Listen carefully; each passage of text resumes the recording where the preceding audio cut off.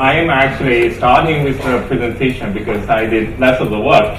So it's Professor Tara and also Ming who did more of the work for this paper. My role at this point is to set up the paper in terms of discussing some of the institutional and historical factors, and then we lead to the analysis and our conclusions in particular. So the stories are already known, and I'll just quickly go over this. As you can see to the left, China has done a lot in terms of lifting hundreds of millions of people out of poverty in the last 35 years or so. And of course, it's very much like a rising tide, lifting many boats. But at the same time, as we have gone over so far, inequality has actually risen very significantly over time. And this is actually, those are the latest MBS numbers there. Of course, they don't release it until finally we can say it's moderated a little bit, and they were hiding this data for a number of years.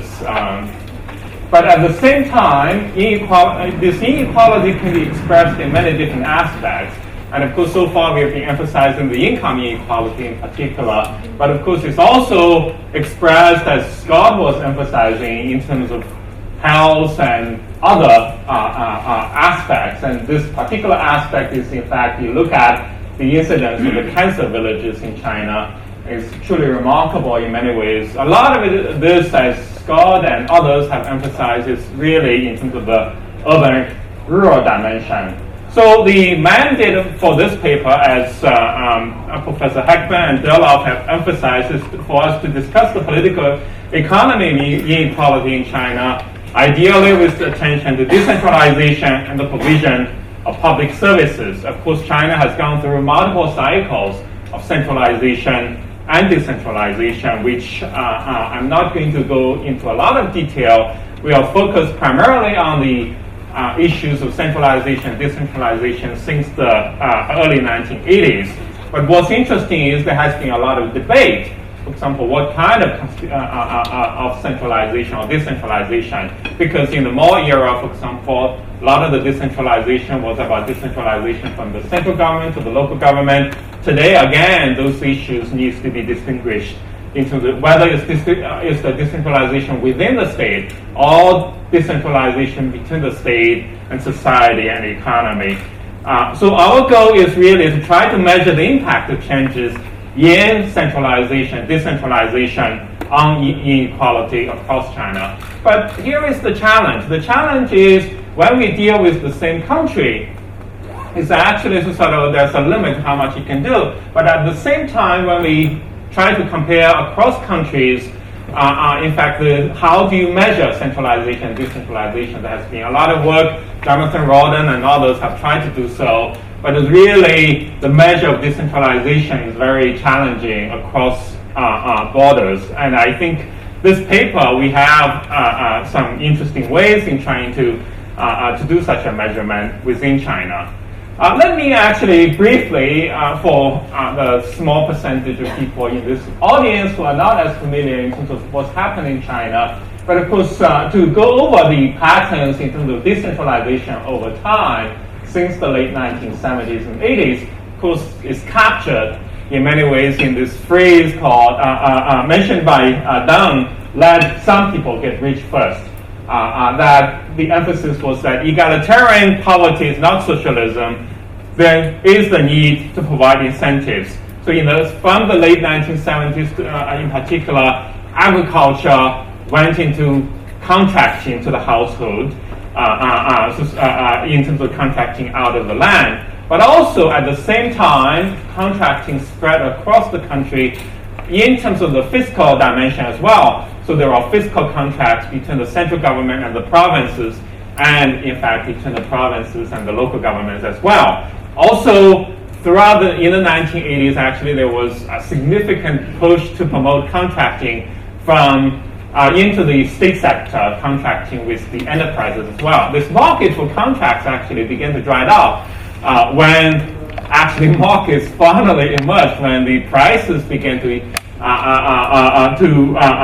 get to market prices, and enterprise directors found that it's actually not so easy to make money as it used to be. Then they decided to no longer sign the contracts or more of them. But overall, though, for the 1980s, decentralization provided and in the form of contracting, and in fact, including the schools too.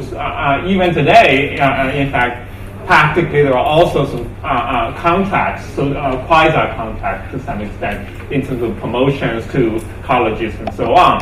So those kind of contracts in decentralization overall provided very strong incentives for China to grow and to grow out of the plan, as captured by Barry Norton in his eponymous book, Growing Out of the Plan, in this.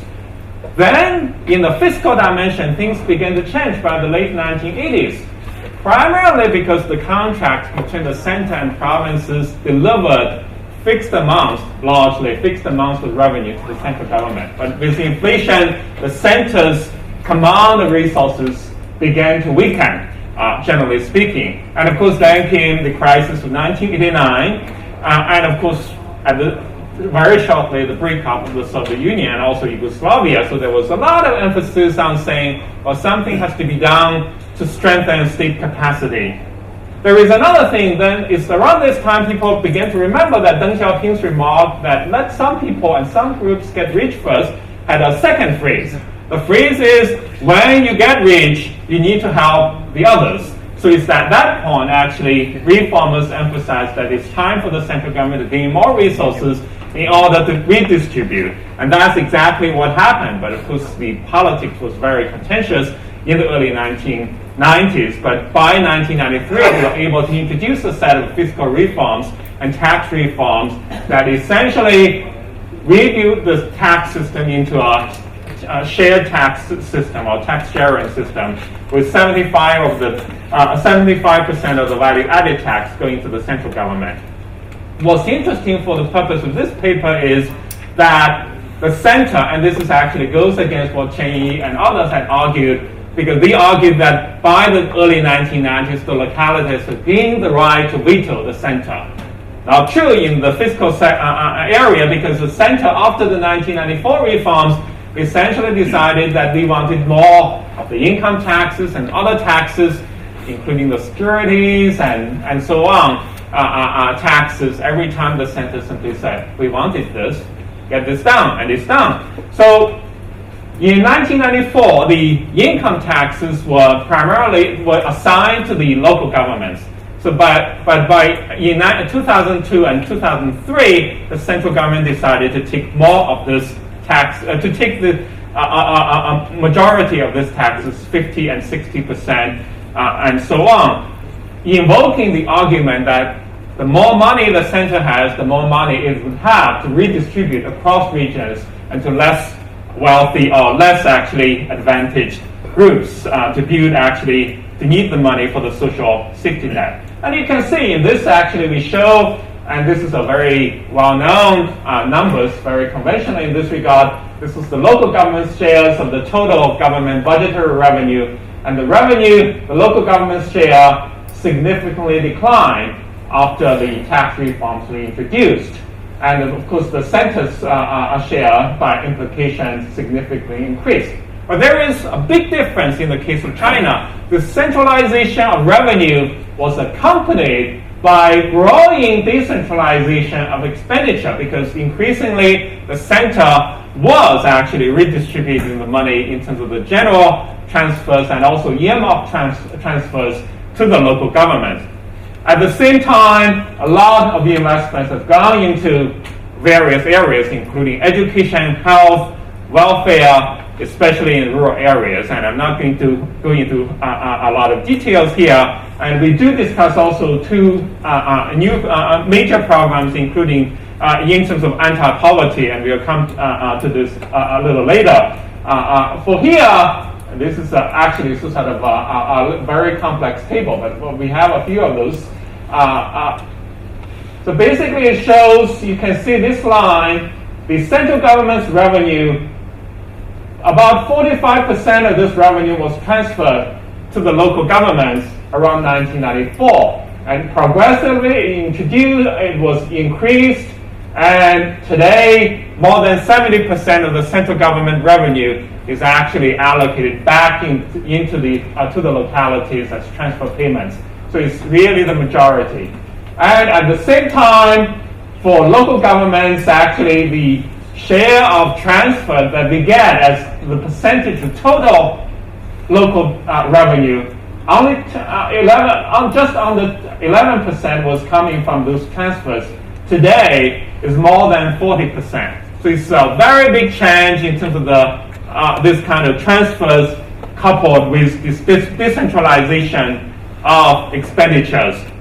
And of course, it shows as a result that actually the local governments are heavily dependent on central government transfers. So this is what we call transfer dependency, which also means that their autonomy is actually less than before in this regard. So a lot of money gets reshuffled, going to the center, and then come back to the provinces as a result. So how do we make sense of this? But in this case, actually, I do want to emphasize a couple points before we turn over to Ming here. Now, first of all, despite the fact that the central government in China gets all this revenue and then transfers the money down, there is actually fairly limited top-down accountability.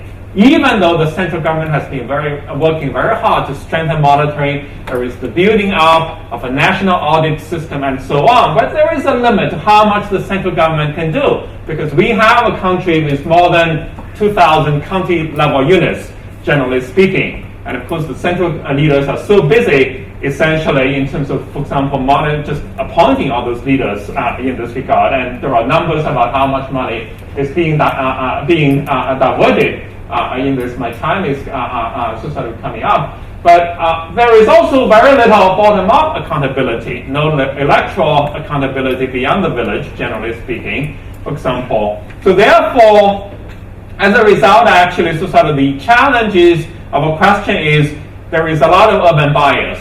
The governments actually get the money, but do they spend the money as would be thought, as would be intended in terms of reducing inequity and so on? So that's the challenge we have in terms of trying to deal with. Decentralizing reforms initially led to some moderation in inequality, but that has not been the case. And we decompose the numbers actually based on our data set of prefectural ranked cities, about 321 cities. We parallel the ones that we have for the national data. So this allows us to show that this data set of prefectural cities actually is a very good way to try to measure the inequalities across the country in this regard. And then, of course, here is actually the urban-rural, which Li Shi and others have already shown. Since my time is up, I'll rush through this a little bit. But basically, the literature on decentralization and inequality has a very uncertain kind of conclusion. Let me read out this summary. The causal relationship between decentralization and inequality appears to be contingent on the level of development and the quality of institutions and government and fiscal redistributive capacity. In other words, there are arguments in emphasizing how decentralization can lower inequality. There are also strong arguments for saying that it may actually increase inequality. So it depends, and I'm not going to go into detail here in this regard. So since in the Chinese case, the emphasis has been on decentralization increasing inequality. In this case, our goal is to measure how changes in the intergovernmental fiscal regime has changed local government's incentives and whether it has affected inequality within and between localities. In particular, our dependent variable for the bulk of this paper is to measure urban-rural income inequality in the different cities and based on this data set. Here. So that's the dependent variable in this case. The independent variable is actually changes in the tax regime because it's almost like a quasi-experimental situation. So at this point, I turn over to Ming. Yeah. Introduce the empirical part of the paper. And first comes to the data set.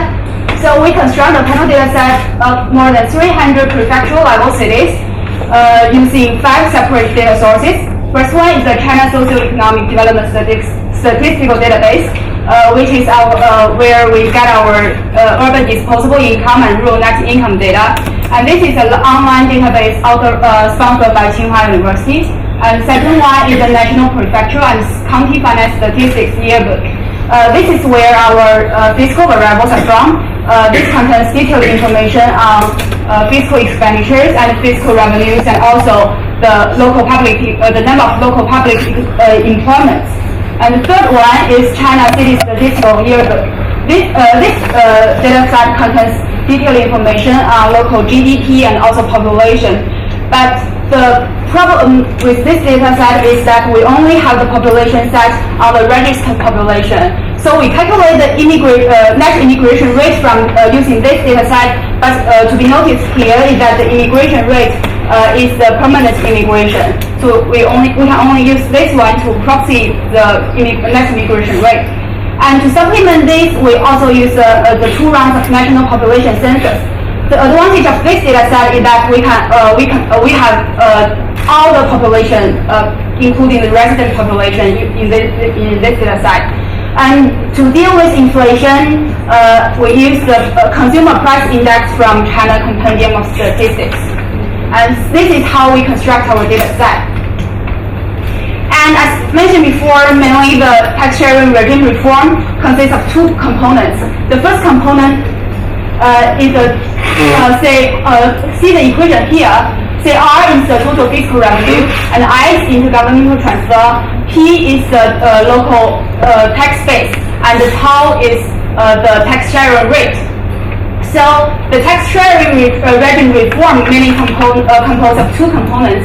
The first one is the change in the tax sharing rate. In 1994, 2002, and 2003, the central government raised this tax sharing rate. That means there is a re-centralization of the fiscal system.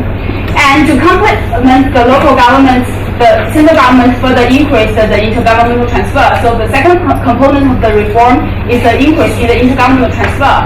So in this paper, we want to separate the effects of these 2 components, i.e. we want to see how the change in the tax sharing rate and how the increase in the intergovernmental transfer affects local inequality level. So this is basically our empirical model. But by using our data set, panel data, we can use the first difference estimator. So that already helps us to difference out the time invariant characteristic of local of the cities. And but there is another important source in endogeneity is that as the local government re-centralize the fiscal system, local government's incentive may change. The reason why I say this is that mainly the local tax base is composed of 3 parts. The first part is the business tax, and the second part is value-added tax, and the third part is income tax. So in 1994, the central government reclaimed the value-added tax, and in 2002 and 2003, the central government reclaimed some part of the income tax. So in response to this policy change, local governments can respond by changing their tax collecting efforts. Also, they may cultivate new revenue sources. So this is where the endogeneity comes, because the observed change in the tax sharing rate and the observed change in the intergovernmental transfer may be affected by the local government's incentives. So to deal with this source of endogeneity, we construct an instrumental variable using the exogenous policy shock. That is to say, how do we construct the instrumental variable? Instrumental variable is that we assume if local governments keep the fiscal revenue constant from the previous year and also its structure constant from the previous year, we only have the change in the tax sharing regime. We can predict how much the change will be in the tax sharing rate and how much the change will be in the tax revenue. But by doing this, there is another complication in that as we can predict the change in the tax sharing rate because this is decided by formula, but we cannot predict the change in the intergovernmental transfers because that is somewhat discretionary by the central government. So we rearrange the equation a little bit by subtracting a term here and move it to here. So we rewrite the equation like this. So we could notice that the gamma prime here has the same direction as gamma here. So, but we can find an exogenous shock in the total fiscal revenue. Notice that here R is the total fiscal revenue. A change in the fiscal revenue could be decomposed into two parts. The first part is a change in the intergovernmental transfers, and the second part is a change in local tax revenue. So we decompose this change in the total fiscal revenue into these two parts, and we can find an exogenous change in the total fiscal revenue because we can find an exogenous change in the tax revenue.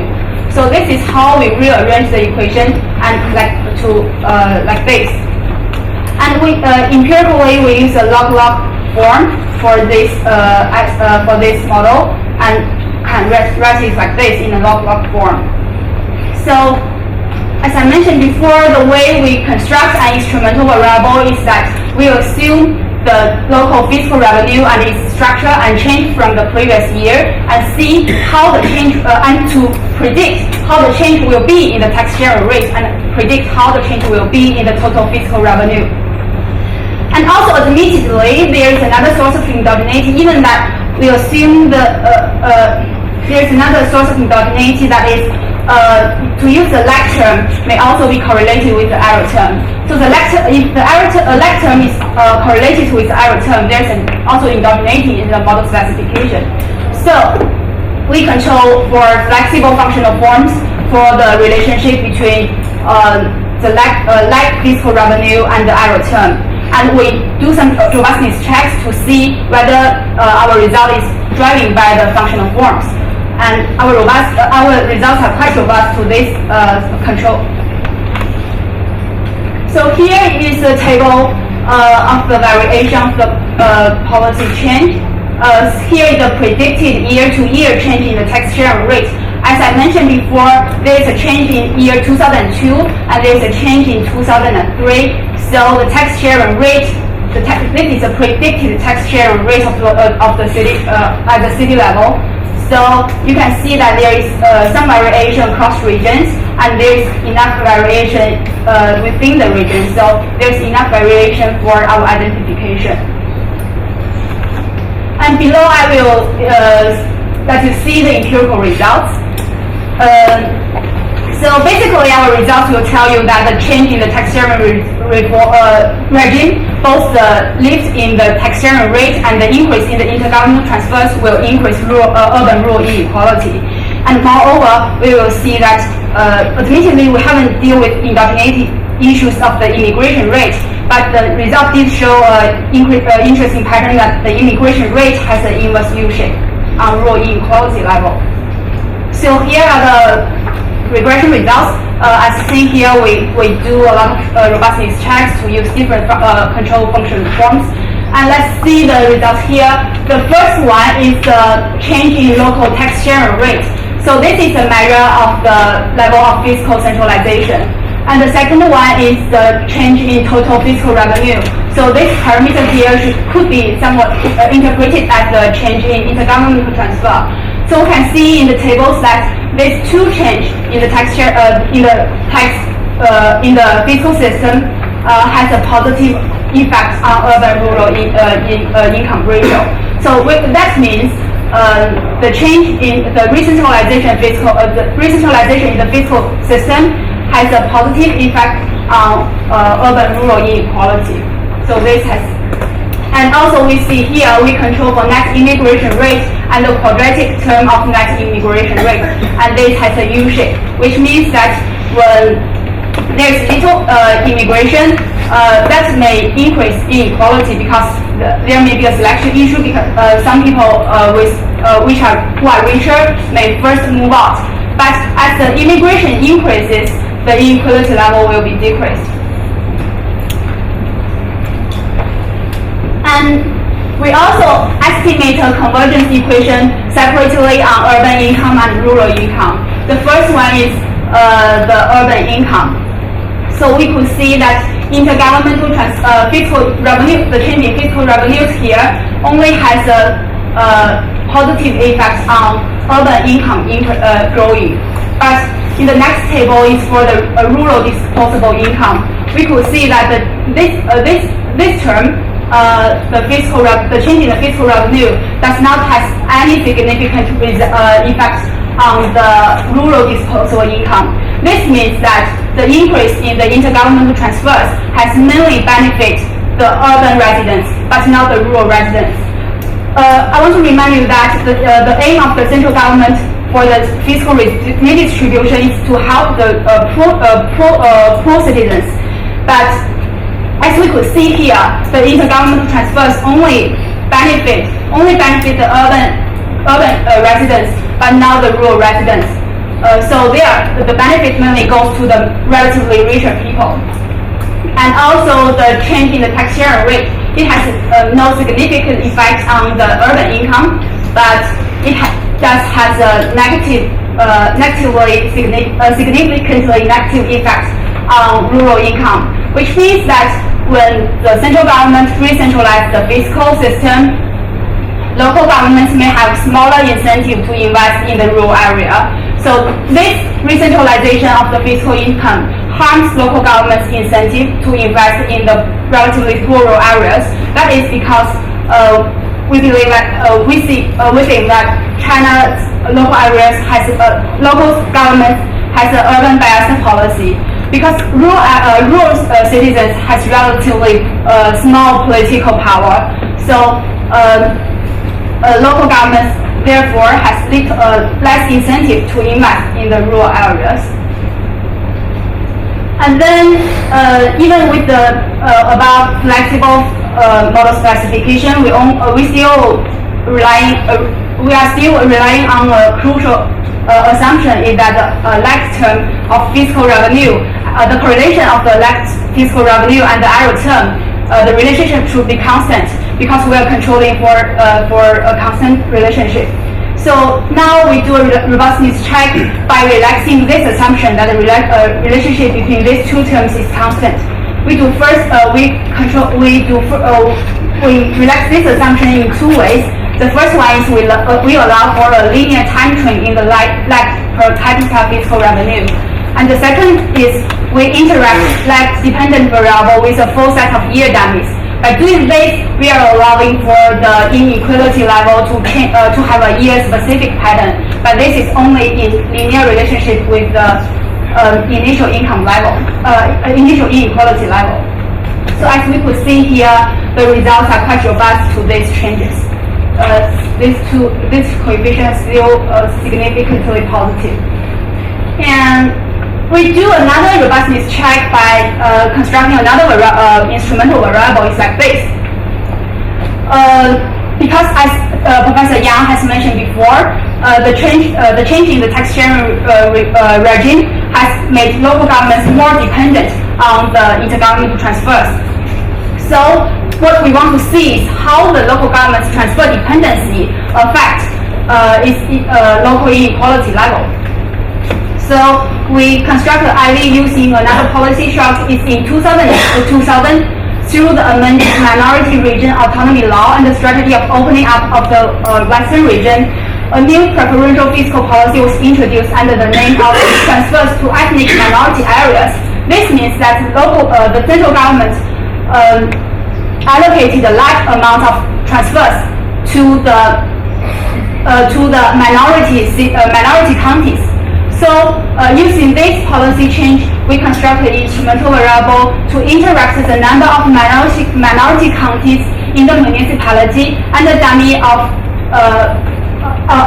variable equal to 1 for observations in year 2000 to year 2005, because we could expect that the cities with more minority counties to receive more intergovernmental transfers and therefore be more dependent on the intergovernmental transfers.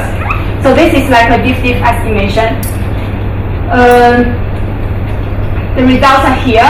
We could see that as local governments rely more on the intergovernmental transfers, the urban-rural income ratio is higher. This means that, as we could see in the table before, that Western areas in China are much more dependent on intergovernmental transfers.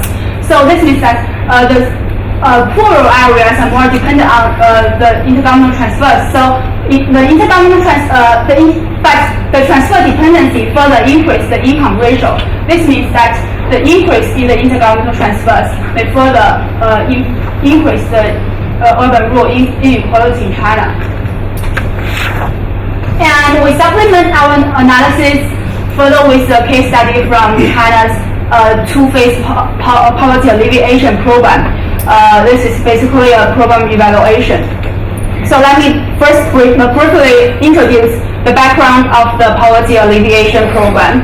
Basically, China, there are 3 waves of poverty alleviation program, and this is the so-called 8-7 poverty alleviation program from 1994 to 2000 is the second wave, and the New Century Rural Poverty Alleviation Program from 2000 to 2010 is the third wave. And in the 8-7 poverty alleviation program, 592 counties are designated as the national poor counties. So the program designation is based on rural income per capita. So the central government claims that for counties whose rural income per capita is below 400 yuan should be designated, while the counties with a rural income per capita of more than 400 yuan should not be designated. And for the poor counties, they receive large volume of earmark transfers from the central government. So the central government use the earmark transfers to help the poor counties. But important characteristics of the program is that the program is highly development-oriented, which means that the central government wants the local governments to use these earmark transfers to promote development, to promote production. But there are some problems exist in the second wave of the program. The first one is that the central government do find that there is a serious diversion in the program, diversion in the using of the earmarked funds. So, and also there is a large fiscal deficit in the local government.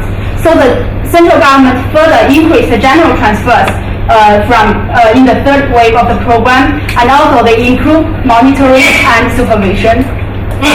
So actually, China has invested a large amount of money in these poverty alleviation programs.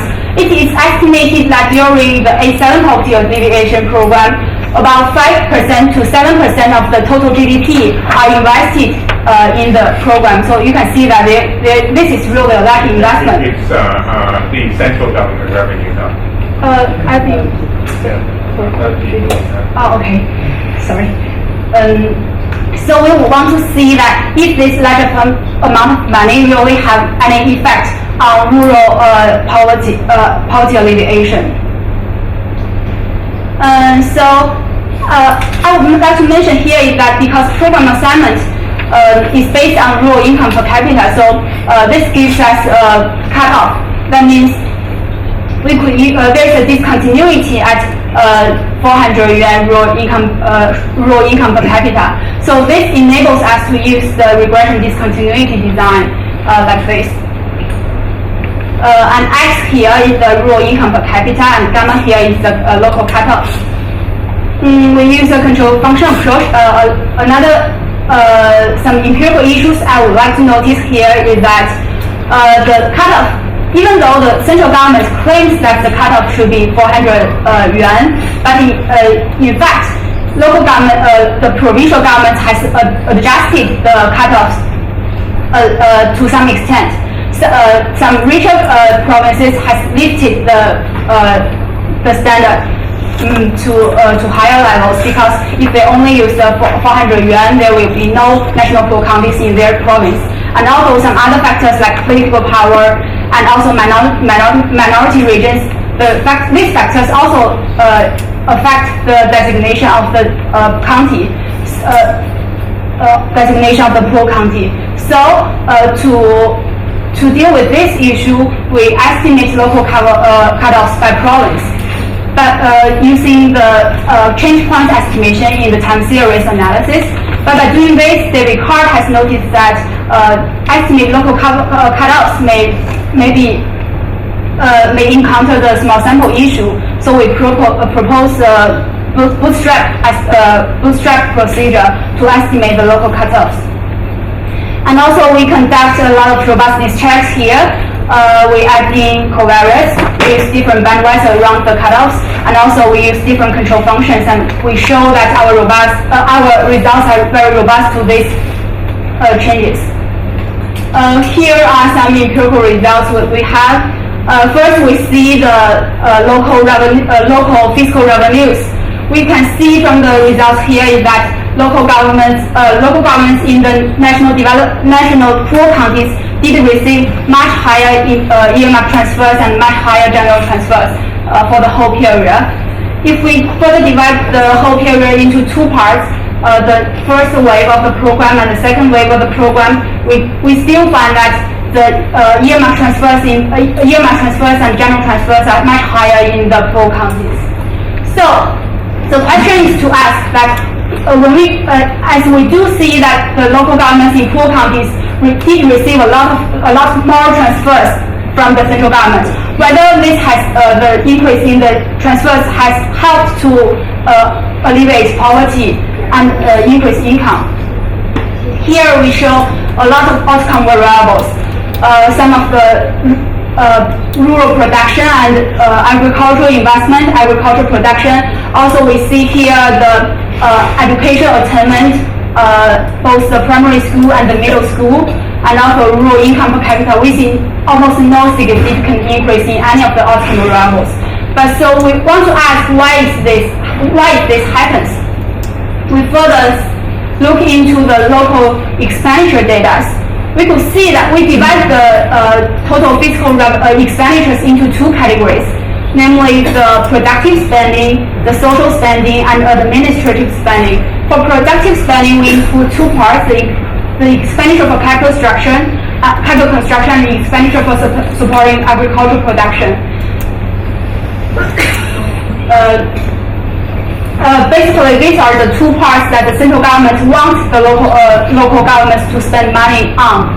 And the social and administrative spending include expenditures on education and some other categories. And finally, the administrative spending, we include expenditures for government administration and some other administrative spendings. So as we could see here, there's almost there's a modest increase in the productive spending, but there's a large coefficient on social spending and also the administrative spending. So the increase in the social spending here may be a little bit confusing because as people may argue that expenditures on education may be a good thing. But the point to be addressed here is that the central government only allocate a small amount of the earmark transfers on the education things. So an increase in the expenditure for education may also be evidence for the diversion of the earmark transfers. But you may ask that why the local government has an incentive to invest in education. From our fieldwork experience, we could say that in some counties, the local governments may want to expand their public employment, but the public employment in other sectors are there's no quota in that sectors, but there is some quota in the education sector. So education sector may be a place to expand the public employment, and we think that is one reason to explain why there is a significant increase in the expenditures for education.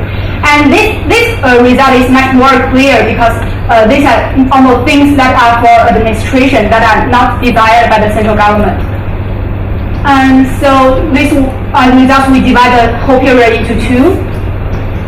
And here the result. Here is the conclusion.